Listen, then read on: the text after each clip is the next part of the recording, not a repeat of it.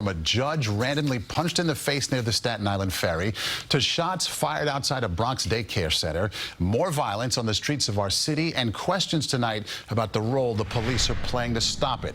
CBS 2's Allie Bauman live in Bed-Stuy tonight with the story. Allie.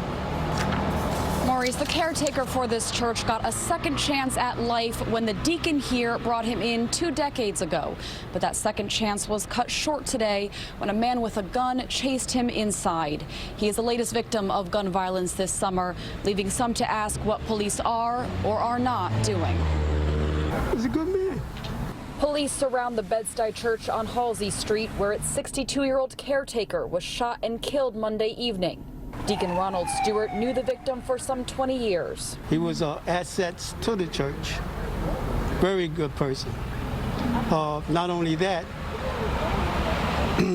me and my wife took him off the street. And we fed him. We did everything for him.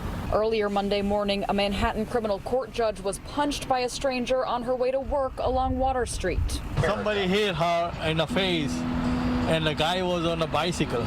Then, hours later, 2 men were shot while standing outside a daycare in the Fordham Heights section of the Bronx. Police are still looking for the suspect. Wake up. It's time, instead of being divided, it's time to work together. NYPD data shows shootings are up 87% so far this year compared to this time last year, and up 143% for the month of August.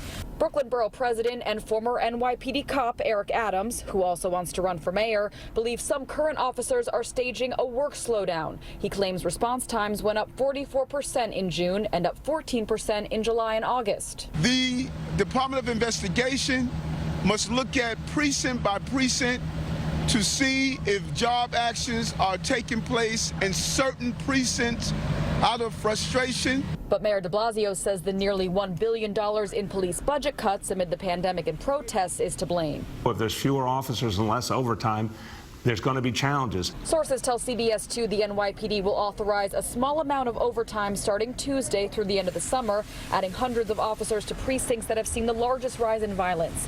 This also comes as the department unveils new proposed guidelines to standardize punishment for police misconduct, which top brass hopes will build trust with communities. New York City police officers and detectives are as dedicated today as they ever have been.